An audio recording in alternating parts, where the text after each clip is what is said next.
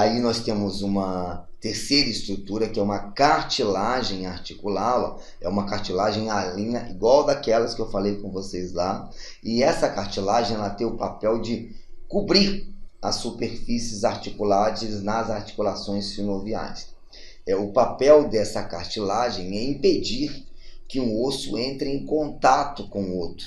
Então ela impede o contato direto de um osso com o outro, né? E conforme eu já falei, ela é avascular e a neural, ela impede esse contato de forma importante, porque o osso é um tecido inervado.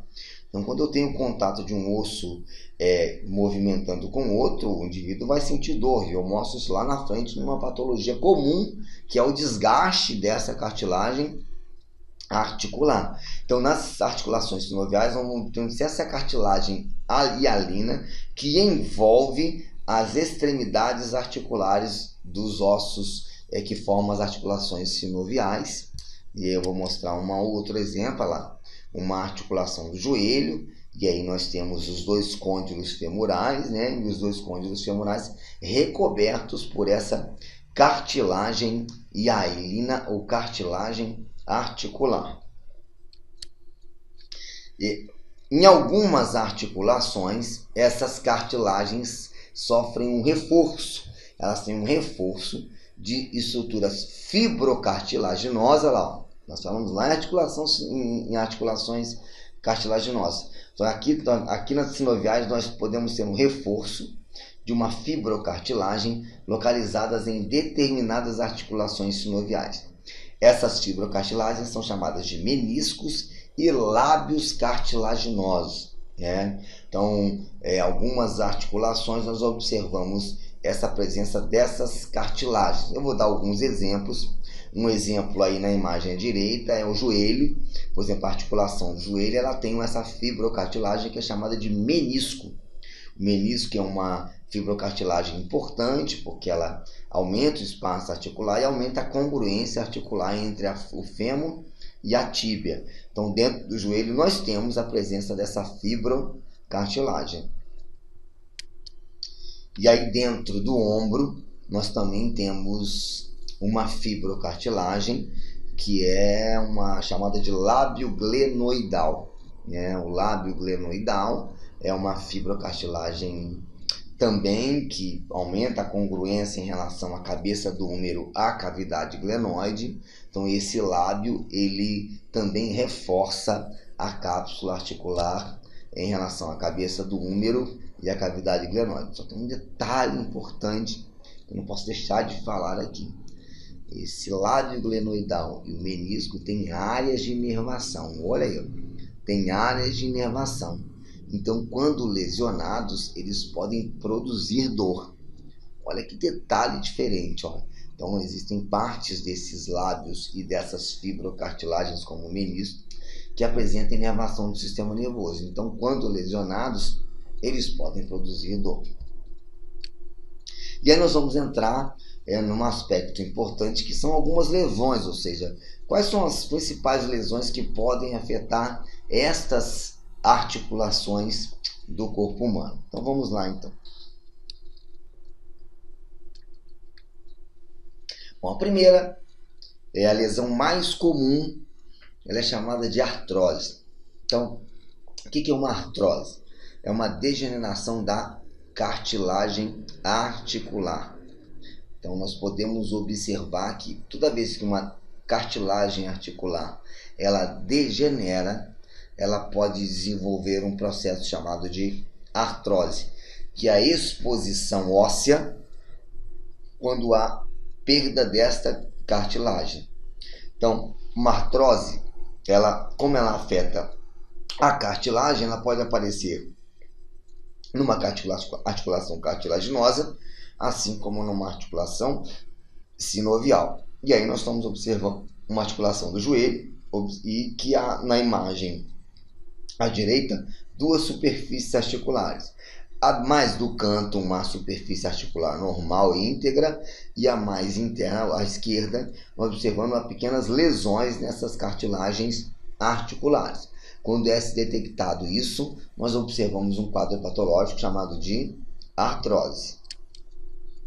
Então nós temos uma imagem ampliada lá, percebe como que a artrose ela deforma a articulação.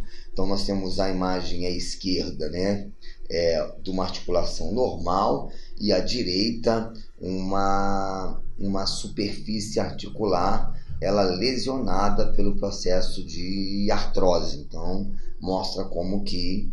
E aí, na evolução da própria medicina, esse é um processo que produz muita dor. A artrose, ela produz dor, ela produz deformidades articulares. Então, em algumas regiões, hoje já é possível fazer correções nessas deformidades. E aí nós temos o exemplo clássico dessas correções, por exemplo, de uma artroplastia de joelho. Há uma substituição, a cartilagem ela é retirada e é colocada placas de titânio ou estruturas que recobrem essas superfícies articulares e dão uma nova possibilidade de movimento sem dor nessas superfícies articulares. As próteses mais comuns são as próteses de joelho e as próteses de quadril, bem hoje realizadas pela medicina ortopédica. Então essas cirurgias hoje dão uma qualidade articular que antes era perdida com o desenvolvimento das lesões do tipo como a artrose. Uma outra lesão que também é comum numa articulação são chamadas de entorse. Quem nunca virou o pé ou torceu em algum lugar. Então uma entorse é um movimento brusco em que há uma abertura excessiva da articulação e pode produzir lesões que afetam tanto ligamentos quanto a cápsula articular. Então as entorses elas também são lesões que afetam uma articulação. Então eu fiz uma torção, com certeza fiz uma torção relacionada a uma articulação. E aí a terceira, que é a hérnia de disco. É um exemplo de lesão. A hérnia de disco é quando aquela cartilagem que fica entre os corpos vertebrais, ela sai do seu espaço anatômico. Então, quando aquela cartilagem ela sai do seu espaço anatômico, ela produz uma hérnia de disco, e essa herniação pode comprimir o tecido nervoso, produzindo uma série de complicações para o indivíduo. Então, a hérnia de disco ela pode produzir... Você lembra que a hérnia, quando ela sai, a compressão da cartilagem não produz dor. É a saída da cartilagem que pode comprimir outros tecidos, principalmente o tecido nervoso, e aí o indivíduo, como o tecido nervoso ele tem receptor de dor, quando comprimido ele produz dor, né? Aí nós temos uma imagem, olha, de uma ressonância magnética de uma região lombar, com uma saída importante desta cartilagem, comprimindo lá uma região da região baixa da região lombar, que é o saco dural. E esse saco dural ele tem um monte de nervo passando dentro dele. Então a compressão desse saco dural para uma hérnia aí já é uma hérnia extrusa. Então ela comprime esse saco dural e o indivíduo pode sentir dores importantes, sintomatologia dolorosa irradiada para os membros importantes. Aí um exemplo de um outro tipo de lesão que pode afetar uma articulação. E aí, para terminar essa aula, eu deixo uma dica, né? Que nós cuidemos das nossas articulações, mantemos uma boa postura, ou seja, no nosso dia a dia, é sempre um fato importante para que a gente consiga manter as nossas articulações em posturas saudáveis, posturas equilibradas para evitar possíveis doenças.